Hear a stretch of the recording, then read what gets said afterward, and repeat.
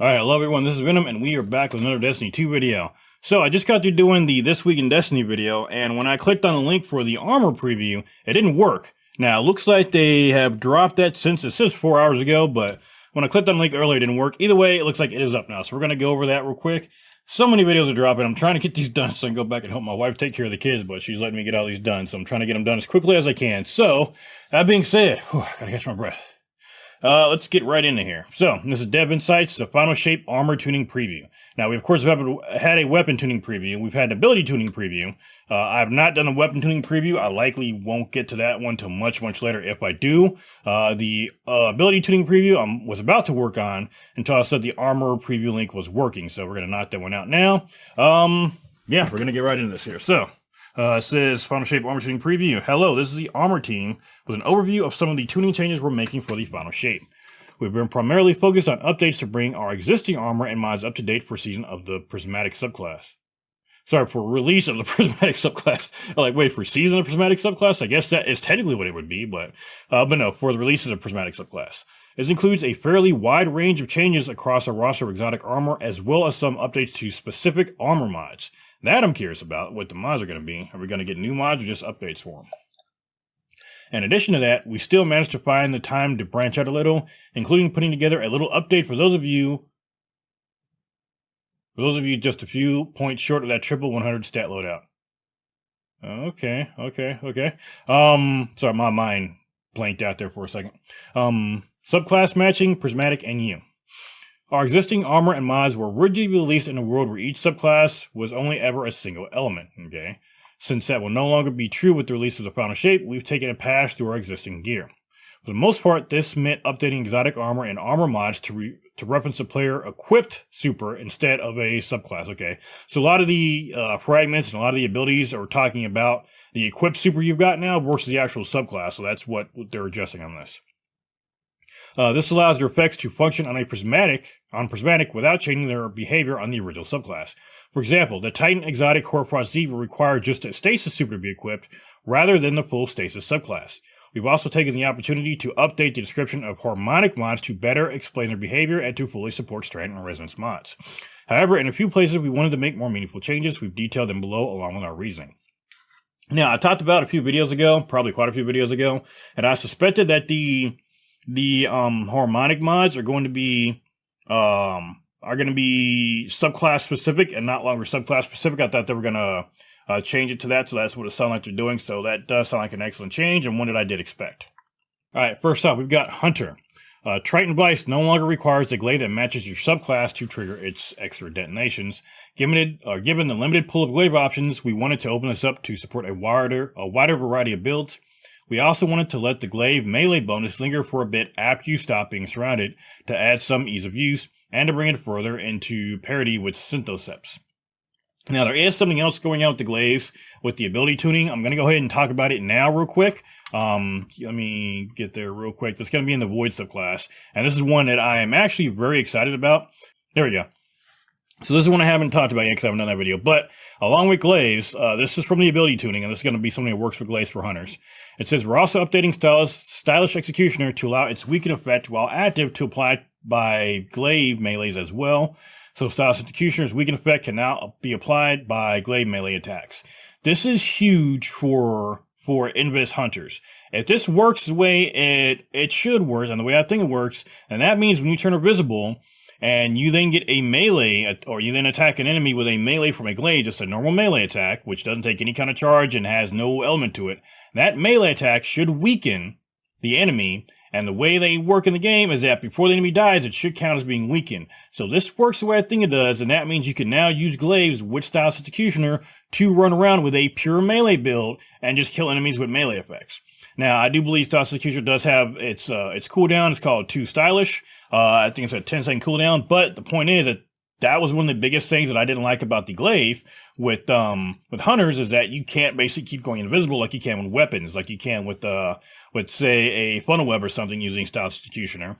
Unfortunately, that was not working with the glaives unless you use its its projectile. So it looks like that's going to work with the melee now too. That is a huge change. I'm going to talk about that again when I talk about the ability change, but that's one I wanted to talk about now because it goes directly with the glaive, with the hunter we're talking about. All right, it says glaive projectile final blows now always trigger a detonation that matches the glaive's damage type, even when the glaive does not match the equipped subclass. Okay. So it'll going to trigger explosion is going to manage the glaive's types, so even when the glaive doesn't match. Okay, so cool. So I was going to trigger that. And the surrounded effect provided by Triton Device while wielding a glaive now lingers on the player for 5 seconds after no longer being surrounded. So that'll be cool. Dragon Shadow has been updated to trigger its effect when you use Ensnaring Slam or the new Ascension aspect, opening up more buildcraft combinations. Okay, that's pretty cool. I haven't used Dragon Shadow in a long time, but that is nice opening that up a bit. Bullet Tracer now grants a bonus damage it inflicts on a target to weapons. The damage type also matches that of the ability used to damage that target, instead of always matching your equipped subclass. With Prismatic, you can apply a variety of different damage elements with your abilities, and this change allows Bullet Tracer to buff multiple different weapon types, instead of just the one that matches your subclass or super element. We wanted to add an additional benefit to the 6 Coyote, along with Armamentarium for Titans, since otherwise the Spirit of Coyote perk on the new exotic subclass would have granted the same benefits as the original exotic. Yes, it basically would have made 6 Coyote useless on Prismatic. We took inspiration from Claws of Wahamkar and added the ability for the 6 Coyote to create orbs of power from final blows after using your class ability. So basically gives it an intrinsic Reaper mod. That's cool.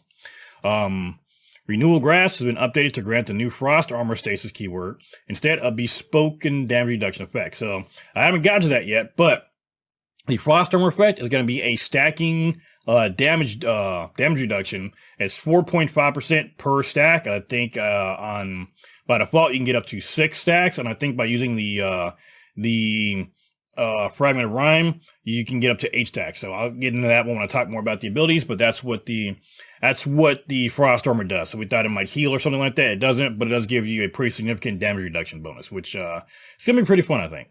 Now it says on entering your Duskfield grenade volume, yes, that's said correctly, you or allies gain a stack of Frost Armor. About every 0.9 seconds, an additional stack of Frost Armor is granted, resetting your timer. So about 6 seconds, and you should have a full stack, or 8 seconds if you're using the Fragment of Rhyme. Star Eater Scales has always been a strong exotic, but after the Lightfall changes to the armor mods, orbs of power are much easier to come by. We wanted to adjust Star Eater Scales to balance the effort required to gain its powerful effects. I don't like this. On top of this, we are making a change regarding its efficiency when paired with multiple players running Golden Gun. Its reduction is to reduce the potential for fire teams to loop supers indefinitely, and increase the orbital powers required to grant maximum benefits from 4 to 6, and reduce the increased super energy gain per orbital power when Golden Gun is equipped from 2 to 0.5. So this is specifically a Golden Gun nerf. Again, this is one that they went over in the ability changes. I did read it, I just haven't made the video on it yet. They nerfed that one interaction with Golden Gun and the starter skills. It's shitty that they did it. I don't like that they did it. I mean, whenever we seem to find a really cool combination, they do nerf it. Now, is it overpowered? Maybe a bit, but is it something that we should be able to do? I got mixed feelings. I've never done it myself, but for those who don't know, you could basically have a full team of hunters, and you could basically all use starter skills and Golden Gun, and with the right setup, you could basically use your Golden Guns forever. It was very, very strong. Now, I've seen that kind of damage also achieved just from regular weapons and debuffs too, but it was a very strong one, and Bungie's basically gone through and they nerfed that specific interaction. So, unfortunately, there were a lot of other nerfs as well too. We'll get to that when we talk about the abilities. But as of right now, starter skills it's getting a slight nerf. It's more like it's just going to take more orbs of power to get the maximum benefit. Orbs are not that hard to get, so it should not be too hard to get your full benefit still. It's just not going to work with Golden Gun anymore. All right, now for the Titan section. It says, we updated Ursa Furiosa to improve the new Void aspect Unbreakable, in addition to its previous effects. Now, we don't know what Unbreakable does yet. I hope I can find that info somewhere, but we still don't know exactly what it does, so I hope to find that at some point. It says, now improves increased movement speed while guarding with Unbreakable. So that's where that exotic effect comes from. So there are actually a couple exotic effects on the Titan that they did not have an actual... I couldn't find what exotic they came from. Now I know where it came from. It comes from the Ursa Furiosa, so that explains that. So those new Titan effects, where I couldn't find out where their effects came from, it looks like they came from some of these updated exotics. There we go. It says also grants super energy for guarding with unbreakable. This energy scales based on the amount of incoming damage the shield absorbs. So that sounds pretty cool. It can be very defensive build. This will probably end up helping with some issues considering that Will got nerfed. But again, we'll talk about that one later on.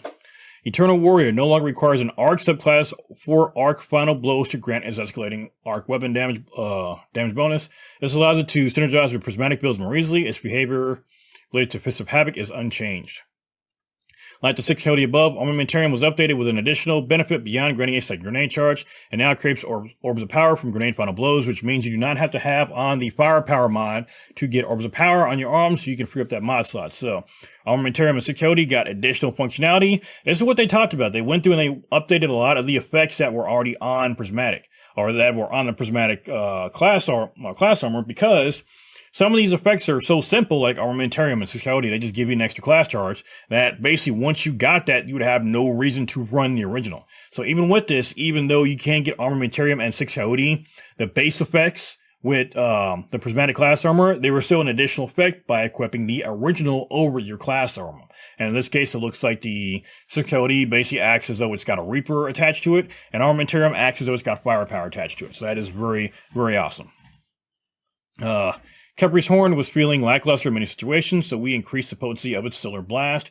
Increased the damage from Solar Blast by 100% in PvE, so double damage. The Solar Blast now scorch its target each time it hits its target, instead of scorching once only. And Khepri's Horn now benefits from Ember of Eruption and Ember of Ashes, plus 30 scorch in PvE and plus 15 scorch in PvP. Heart of Inmost Life, okay, or Inmost Light. I'm very curious about this one. Heart of Inmost Light buffs in the HUD could easily crowd out other important information. Yes, it could.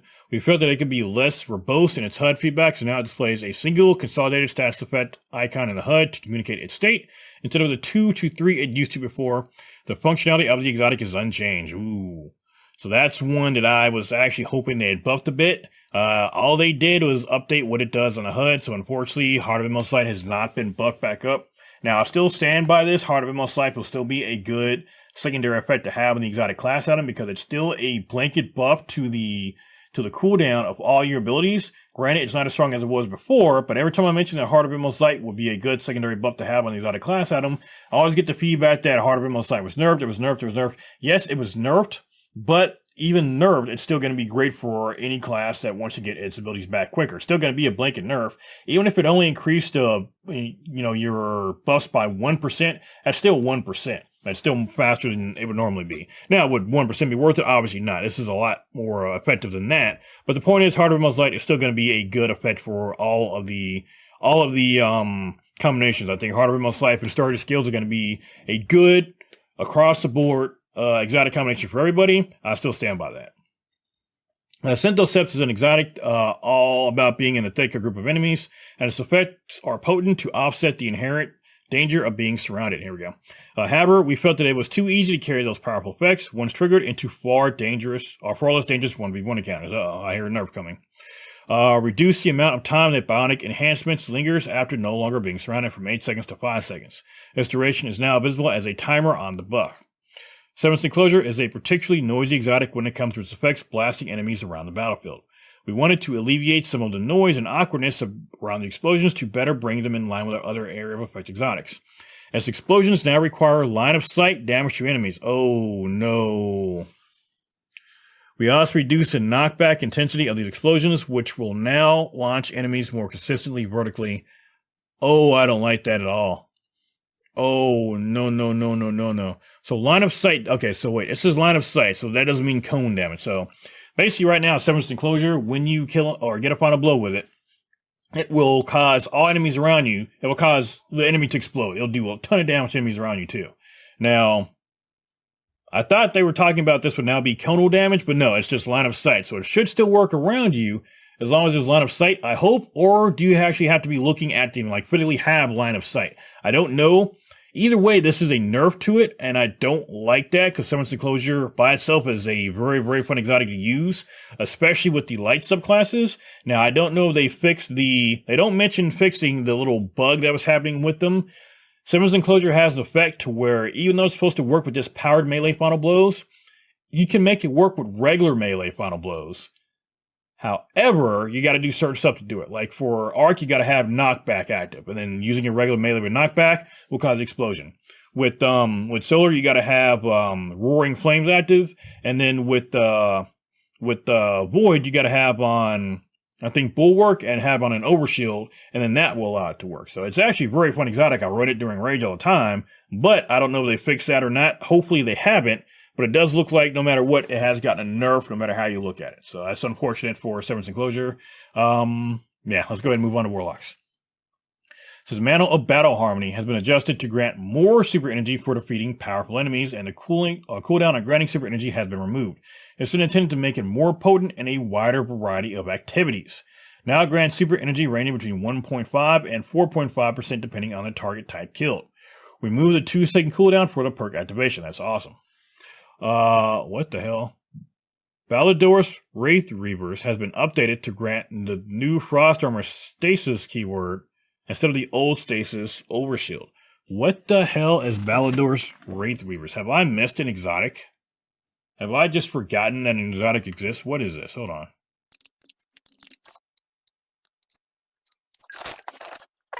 Okay, yeah, I'm back now. I completely forgot about these things. So, yeah, I guess I got it right here.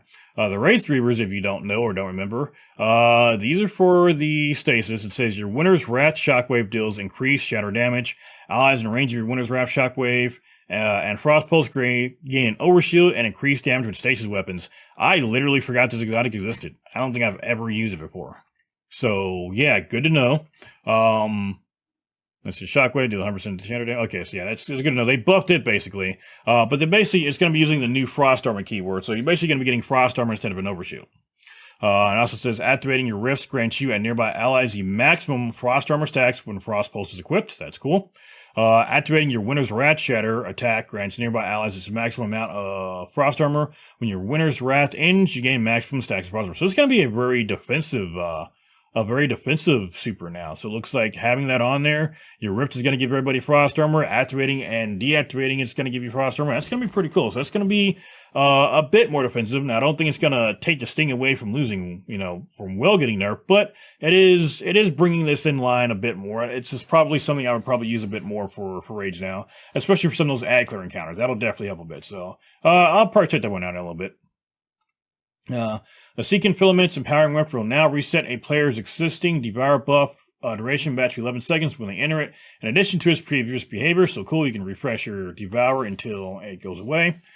Verity's Brow now requires spinal blows with a weapon matching your grenade's damage type instead of one matching your equipped subclass. Awesome. This better supports using it in Prismatic. Yes, it does, and that is one of the abilities or one of the effects you can get for the Warlock subclass, or all of them actually. Sunbracers has seen quite a bit of time in the sun this season. You guys aren't going to like this one. We wanted to bring down some of its extreme potency and crowd control, while also tackling the visual noise it produces on the battlefield. However, we didn't want to remove its core identity of blanketing the battlefield in solar light. Reduce the increased solar grenade duration from 4 seconds to 2 seconds. Reduce its grenade recharge rate to allow a max of 4 grenades while the effective active down for frost. So basically, you're going to be able to get 1 less grenade from this, and only going to last for half the time. So that is painful. You're going to be doing less than half the damage you were before. That sucks for some bracers. A lot of people were upset about this one. Will be, I should say. Yeah, that sucks. You're only going to be able to get 4 grenades out of this one, and they're only going to last half the time. Now, yeah, that's great. It'd be great if they increase the damage to make up for that, but I don't think they've done that, so that's unfortunate. When multiple Warlocks use Cenotaph Mask on a single target, it resulted in far more heavy ammo than was healthy to the sandbox. Debatable. It also pushed fire teams into all using the same build, which is more reductive than we would like.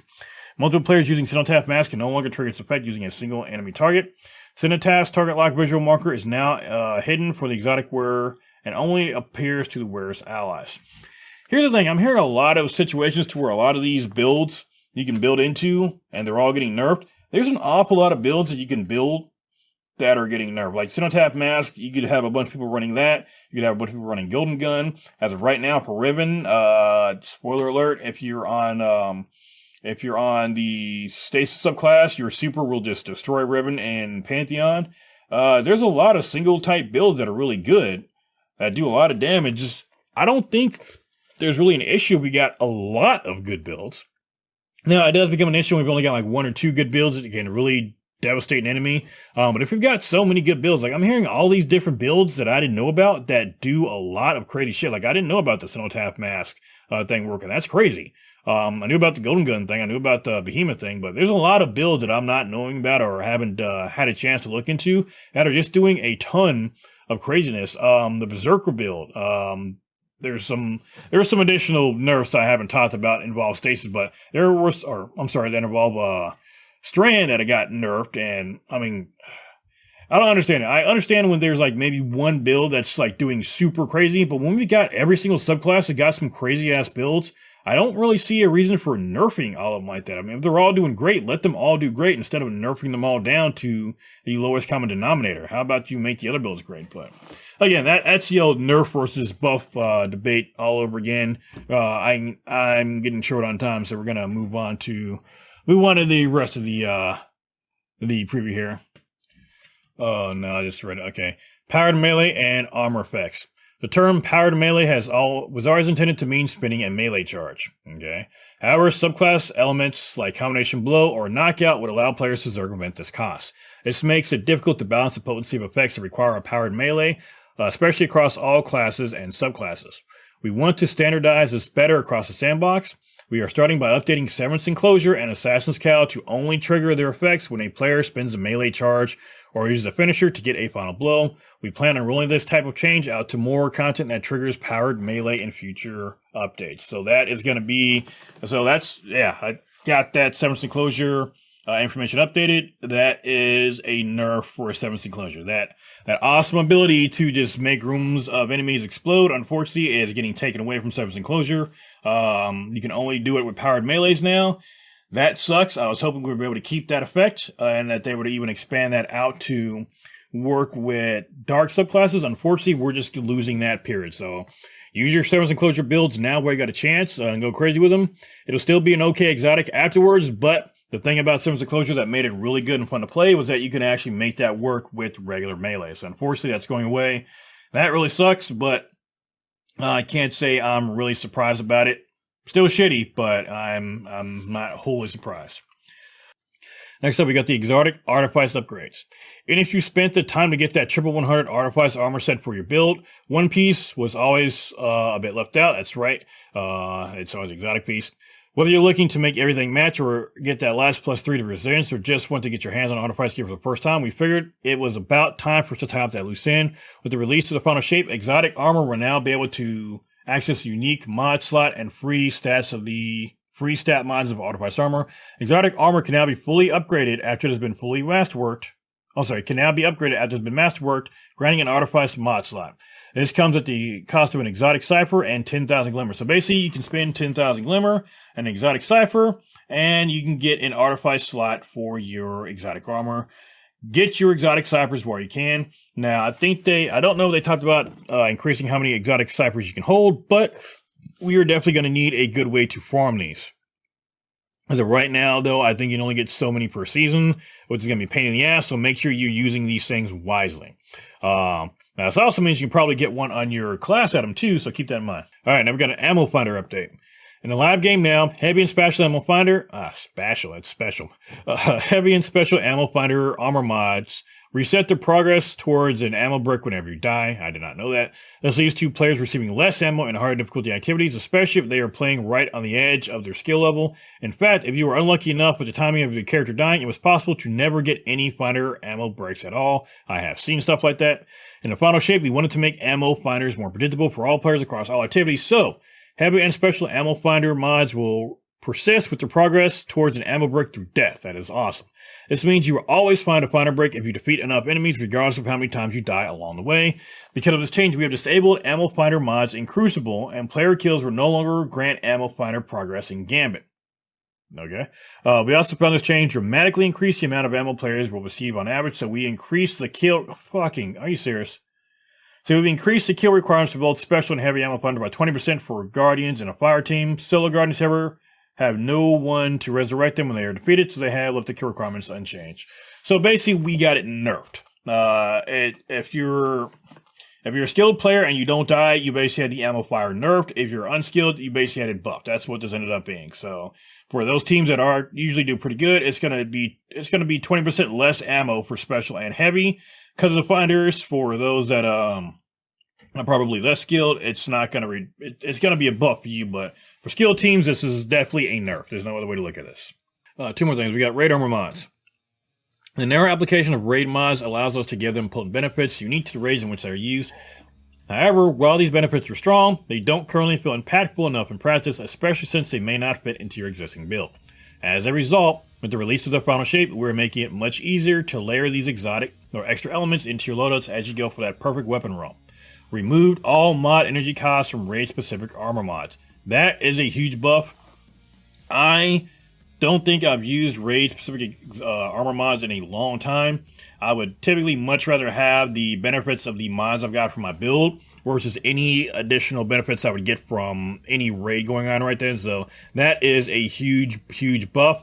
Of course, it's only going to work with exotic, I'm not with exotic, but with raid armor, but that's still going to be a reason to farm that raid armor too. Conclusion, that's everything we have for this update. We're excited to see these changes in the final shape, and we'll be listening to your feedback as you get some time with these new changes. So, that is going to do it. That was all of the changes for armor coming up. That was a lot of changes. I do like that we're going to be able to get the Artifice armor slots for the exotic armor pieces. There were some nerfs in there that I do not like. There were some buffs in there that I do like, and I mean, yeah, we're going to have to see how everything plays out, but unfortunately, just like everything, we got some nerfs and some buffs. I do like that there were some effects that were updated, but some of the nerfs in there are going to be pretty painful, especially for things like the Sunbracers. But that's going to do it for today, guys. Again, if you like what we're doing here on the channel, please sub. Please leave a like on the video if you like what you saw, and we will see you all on the next video.